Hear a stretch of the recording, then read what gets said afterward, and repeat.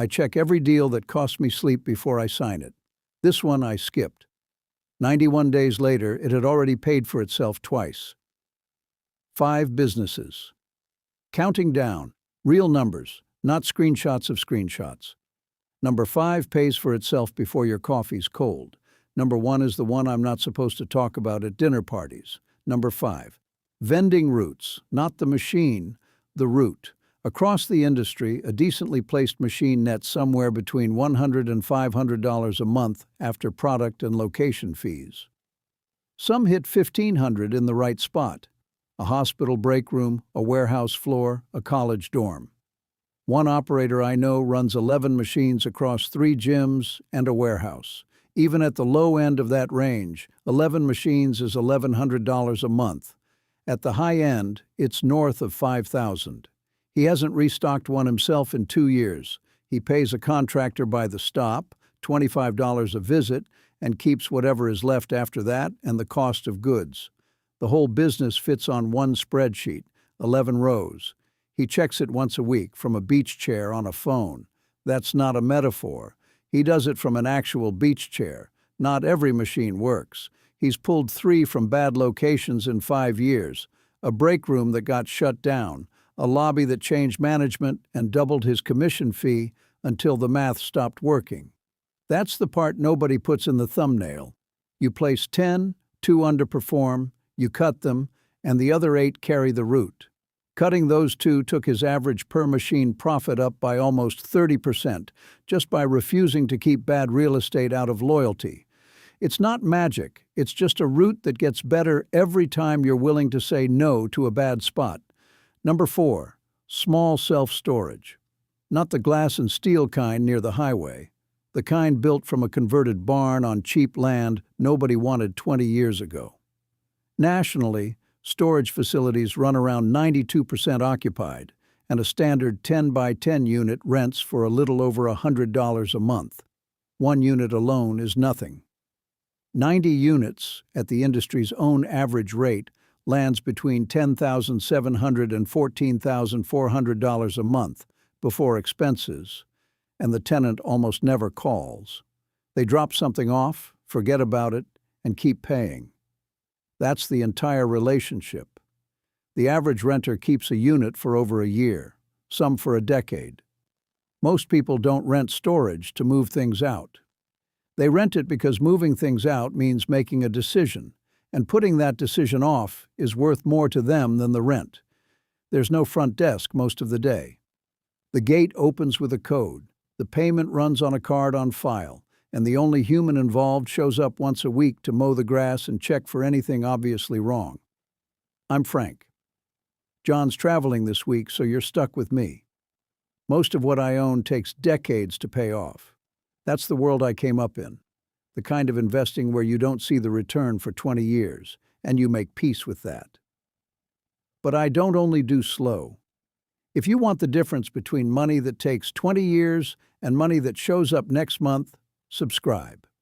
New video in 2 days. Full value, no filler. Now. Numbers 3 and 2. Number 3. Commercial window and pressure washing contracts. Not the guy on the harness, the guy who employs him. A single storefront contract at $200 a month is $2,400 a year. That sounds small. It's supposed to sound small. Sign 20 of those, and it's $48,000 a year that renews itself every January without a single new sales call. Most of these contracts auto-renew unless the client actively cancels, which means the hardest part of the business, winning the client, you only do once. After that, you're just showing up. Route density is the whole game.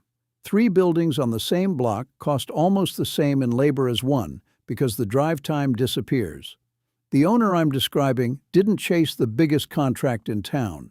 He chased the closest 20, then raised his price once he had enough of them that losing one didn't scare him anymore. Labor on a route like that runs close to $9,000 a year. Against $48,000 in contracts, almost everything past that first 9 is margin. If you've ever hired someone to power wash your driveway or clean your gutters, you already paid into a business exactly like this one. You just never saw the other side of that invoice, and that's the pattern behind every number on this list so far.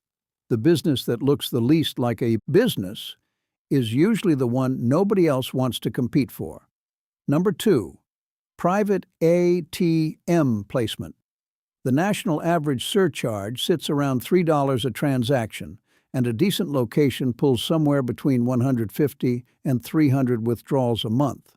Do the low end of that math, and you're already past $400 gross before interchange fees on one machine in one corner of one store.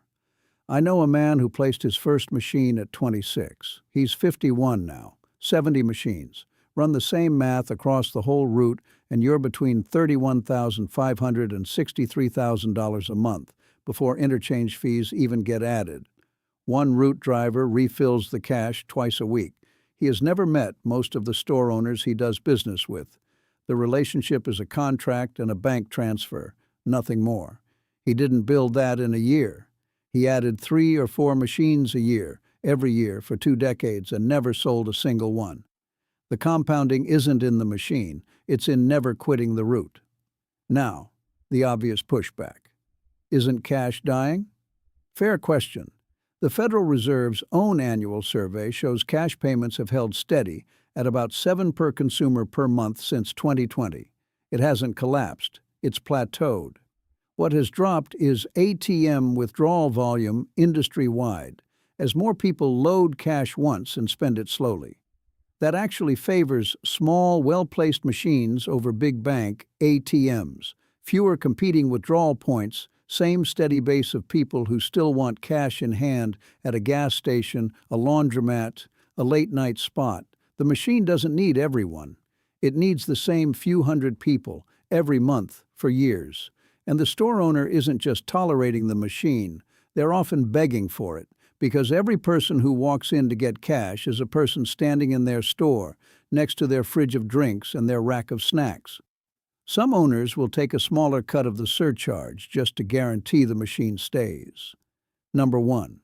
And this is the one I almost didn't put in this video, because it's the one with my name on the deed, not a company name. 91 days ago, I signed the papers myself. 38 machines, 1 building, 1 part-time attendant, 3 hours a day to handle change and answer questions. Industry-wide, a self-service machine averages somewhere between $500 and $1,000 in monthly revenue. Multiply that by 38, and you're looking at $19,000 to $38,000 a month in gross revenue, a number that would have taken me most of a career to reach the old way. Mine doesn't need to be the best laundromat in the state. It just needs to be average. No app, no subscription to cancel, no customer service line. Someone puts a coin in, water runs, and I get paid, whether I'm standing there or not.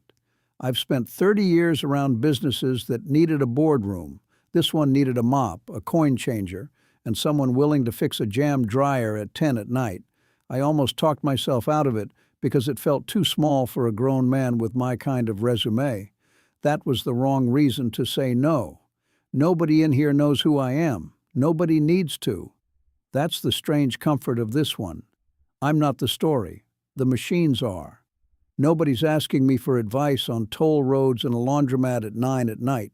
Some of what I own takes decades to turn a profit. This isn't one of those.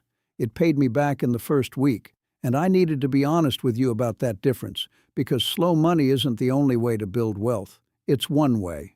This is another. Here's what connects all 5.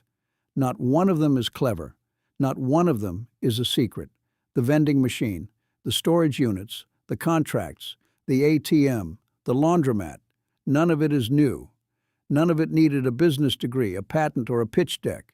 What they share is this: the customer pays, leaves, and comes back to pay again, without anyone convincing them twice. Nobody has to fall back in love with the product. They just have to need clean clothes, cold drinks, or somewhere to put their extra furniture, the same way they needed it last month. 5 completely different businesses, one identical mechanism underneath. That's not a coincidence. That's the only pattern worth hunting for, Once you stop looking for the next clever idea and start looking for the next boring habit somebody repeats without thinking about it. That question, does it pay me once or every month, is the only filter I use now on everything I look at. I didn't always ask it early enough. I wish I had. 91 days from now, ask yourself which one of these 5 you'd have already looked into by then. John's back next week and he's already asked me for the attendance number. If this saved you from waiting decades for the next thing, send it to one person still waiting. That's the whole ask. Not a bell icon, not a sponsor. Just one person. Next video, 2 days, John's taking over again. And he's pulling the real numbers behind a business every single one of you has paid into without ever seeing the other side of it, the gym down the street. What a membership actually costs to run, month by month, and where the real money is made. I'm Frank. See you in 2 days.